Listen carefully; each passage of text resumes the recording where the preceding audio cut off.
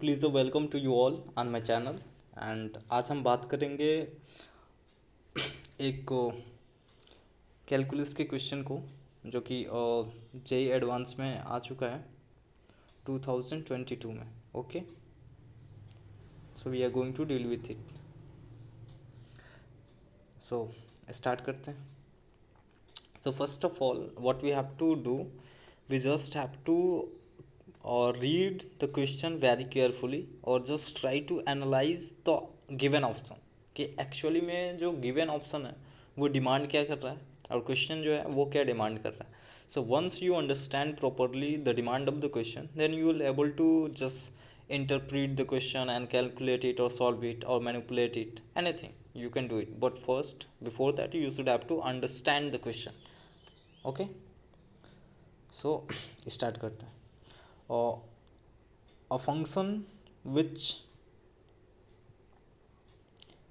satisfy a relation, okay, a relation has been given such a way fx is equal to e की power x plus integration of 0 to 1 e की power x and ft dt. okay, good. Then उसके बाद which of the option is true और correct.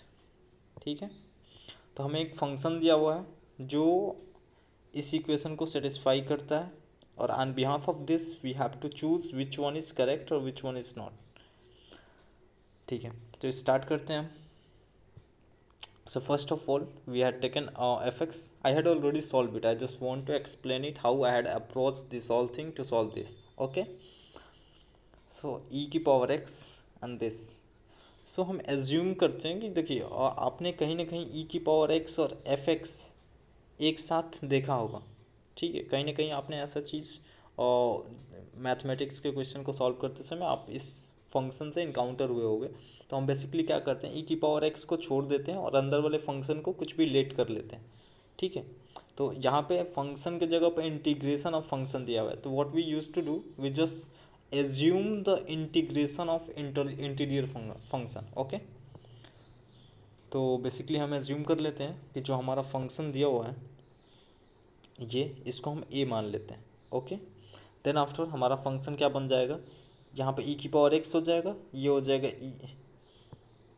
e की power x into ए।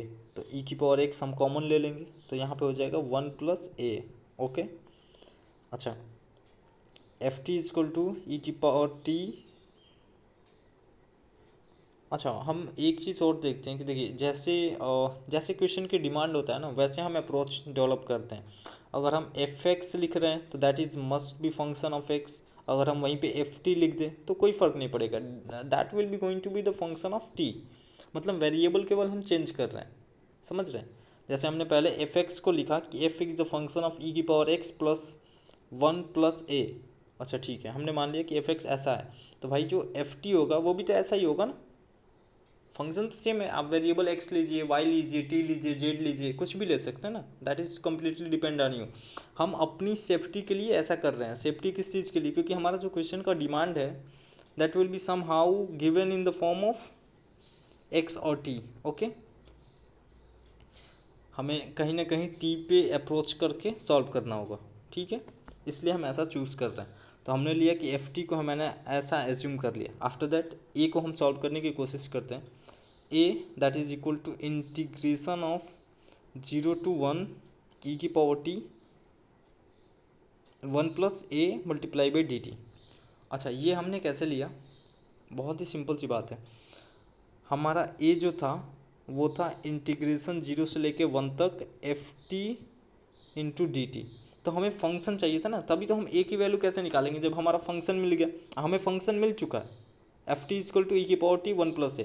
तो हमने इस function को यहाँ पे पुट किया, इस फंक्शन को यहाँ पे पुट किया, तो एफ टी के जगह पे हमने ये अंदर वैल्यू पुट किया। ओके, और हमारा डी टी वैसे ही है जो हमने ए एज्यूम किया था। अब हम ए फाइंड कर लेंगे तो उसके यहाँ पे हम सारी चीज़ को एक्सप्लेन कर पाएंगे। ओके, तो बेसिकली जे एडवांस के क्वेश्चन में सबसे ज़्यादा आपको मैनिपुलेट करना आना चाहिए। मैनिपुलेट इन द सेंस कि you should have the capability to interpret the question, कि आप ऐसा करोगे तो ऐसा हो सकता है या फिर ऐसा हम ले सकते हैं। जैसे यहाँ पे फंक्शन एक्स के रिस्पेक्ट में दिया हुआ है, हमने उसको टी में कन्वर्ट किया, फिर हमने देखा कि यहाँ पे हमें टी की ज़रूरत है, एफ टी की ज़रूरत है, हम इस फंक्शन को इसमें पुट करेंगे, वहाँ से हम ए की वैल्यू निकालेंगे। अगर हम ए की वैल्यू निकल जाएगा तो हमें कंप्लीट फंक्शन की वैल्यू निकल जाएगा। यही तो करेंगे ना, क्योंकि इंटीग्रेशन दिया हुआ है, इसकी वैल्यू तो हम जानेंगे नहीं, क्योंकि कहीं ना कहीं इसकी वैल्यू फंक्शन हमें पता नहीं है, तो हमने खुद फंक्शन निकाला। तो कुछ ना कुछ इधर उधर करके we are just try to interpret the question and finally हम एफ एक्स फाइंड कर लेंगे।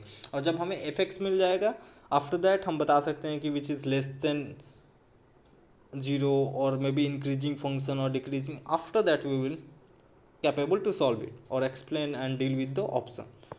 पहले हमें क्वेश्चन फाइंड करना, फंक्शन फाइंड करना होगा। तो मैक्सिमम जो कैलकुलस के क्वेश्चन आते हैं जे एडवांस में, कहीं ना कहीं फंक्शन फाइंड करवाते हैं। अगर डिफरेंशियल इक्वेशन को होगा तो डिफरेंशियल इक्वेशन को सॉल्व करवाएगा, ठीक है।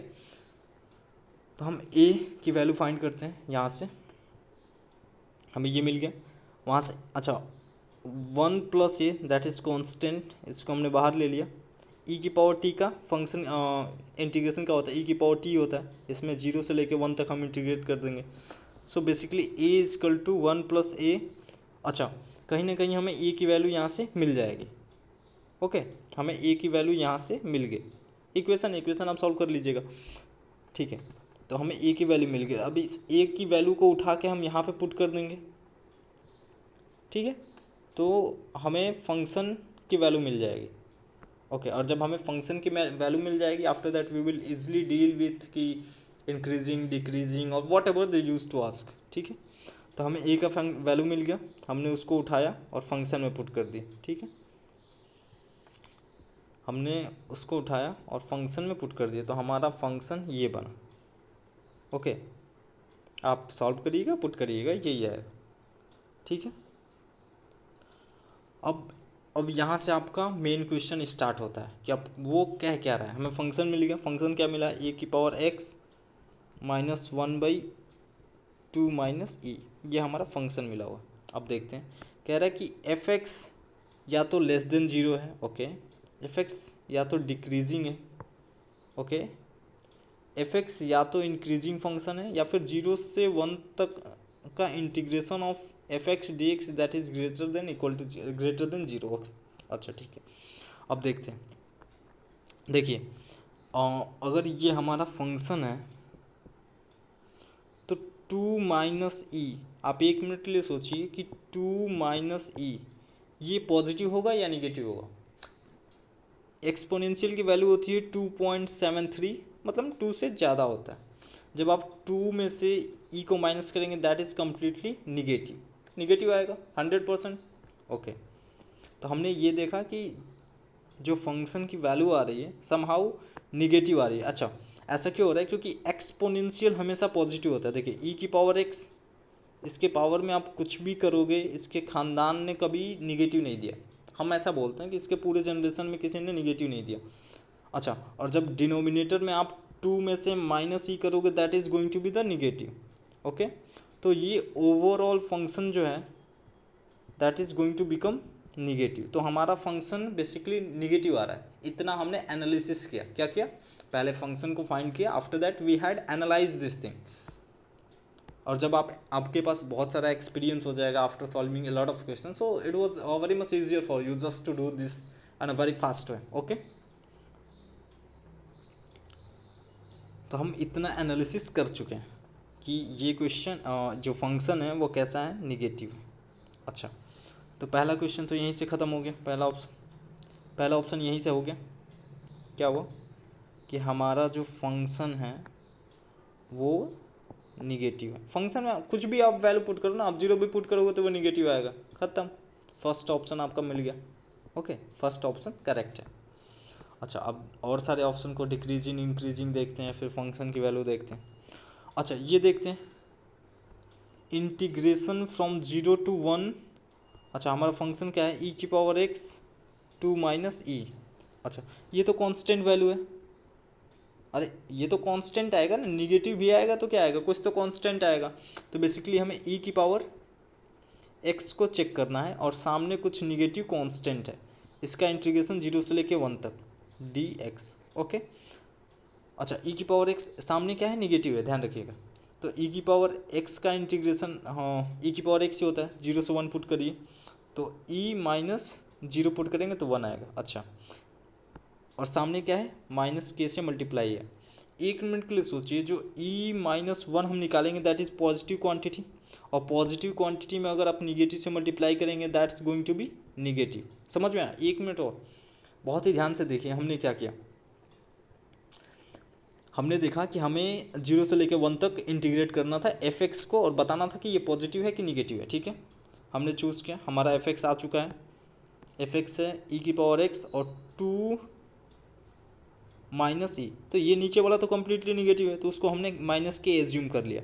ऊपर हमारा ई की पावर एक्स है, ई की पावर एक्स का 0 से लेकर 1 तक इंटीग्रेट करेंगे तो ई की पावर एक्स आएगा, उसका इंटीग्रेशन का वैल्यू होगा ई माइनस 1, और ई माइनस 1 जो होता है पॉजिटिव होता है क्योंकि ई की वैल्यू 2 से ज़्यादा होती है 2.7, उसमें से 1 माइनस करेंगे तो 1.7 के आसपास आएगा, मतलब दैट इज पॉजिटिव क्वांटिटी। और उस पॉजिटिव क्वांटिटी में इस माइनस वाले माइनस के मतलब ये जो निगेटिव वैल्यू है इससे मल्टीप्लाई करेंगे तो that will be going to become negative. Okay, तो हमारा जो इसका वैल्यू आ रहा है दैट इज समहाउ निगेटिव, और ऑप्शन क्या दे रखा है, ऑप्शन दे रखा है पॉजिटिव। ओके, तो ये ऑप्शन तो गलत हो गया। ओके, और ये ऑप्शन क्या हुआ था, सही हुआ था। मतलब आप ऐसे एनालिसिस कर सकते हो, this is the best way to analyse the question, and after solving 2 or 3 question you are going to be very much habitual of all this thing. Okay, so you do not have to feel panic कि मेरे को ऐसा मैं नहीं सोच पा रहा हूँ या फिर ऐसे कैसे सोचा गया, नहीं, you are going to be very much habitual after solving 2 or 3 question. और मोस्टली जो जे एडवांस का अप्रोच होता है ना दैट विल बी जस्ट कि आपको एक अननोन फंक्शन दे देंगे और फंक्शन का रिलेशन दे देंगे, after that they use to say कि आप फंक्शन के बारे में बताइए। सो जस्ट टू अंडरस्टैंड कि फंक्शन निगेटिव है, इंक्रीजिंग है, डिक्रीजिंग है, उसका डेरिवेटिव क्या होगा, पार्शियल, और ऐसा डेरिवेटिव क्या होगा, उसके लिए आपको पहले फंक्शन फाइंड करना होगा। और वो चाहते हैं कि आप फंक्शन भी फाइंड करो और उन्हें ये भी बताओ। तो ये सारी चीज़ें थोड़ा टाइम कंज्यूमिंग है, नो डाउट, बट आप ऐसा एनालिसिस करोगे तो you are going to get more benefits. अच्छा, हमने 2 ऑप्शन सॉल्व कर लिया, अब हमें देखना है कि इंक्रीजिंग है कि डिक्रीजिंग है। तो ये तो बहुत ही सिंपल सी बात है, आप 1 मिनट के लिए सोचिए, हमारा 2 ऑप्शन हमने निकाल दिए, या तो वो इंक्रीजिंग होगा या तो वो डिक्रीजिंग होगा, दोनों में से कोई एक होगा, दोनों तो हो नहीं सकता। अरे एक function at A time increasing और डिक्रीजिंग दोनों कैसे हो सकता है, समझ रहे हैं? एट ए टाइम या तो वो इंक्रीजिंग होगा, ओके, एट ए टाइम या तो वो फंक्शन इंक्रीजिंग होगा या तो वो डिक्रीजिंग होगा, दोनों में से कोई एक होगा। मतलब हम कंफर्म है कि या तो ये ऑप्शन सही होगा या तो ये ऑप्शन सही होगा। अब हम चेक करते हैं। अच्छा, ये फंक्शन को चेक कैसे करते हैं, सिंपल, डेरिवेटिव निकाल के इसका, ये नीचे वाला कांस्टेंट है जो कि निगेटिव है, आपको ध्यान रखना है। तो एफ एक्स का डेरिवेटिव आप निकालेंगे तो माइनस के को बाहर लेते हैं, जो ये है, जो ये बताएगा कि हमारे पास पहले ही ऑलरेडी निगेटिव वैल्यू बढ़ा हुआ है, और इसका डेरिवेटिव क्या हो जाएगा, ई एक्स। अच्छा, ये क्या है, ये पॉजिटिव क्वांटिटी है और ये है निगेटिव, कंप्लीट फंक्शन कैसा आ गया, निगेटिव। ओके, ठीक है, तो जब भी डेरिवेटिव निगेटिव आता है तो फंक्शन कैसा होता है, फंक्शन कैसा होता है, फंक्शन आपका डिक्रीजिंग होता है। ओके, जब सेकेंड डेरिवेटिव निकालोगे that will be going to be positive. Okay, तो यहाँ से हमने देखा कि फंक्शन कैसा है, निगेटिव आ रहा है, फंक्शन का फर्स्ट डेरिवेटिव निगेटिव आ रहा है, that's why it is decreasing.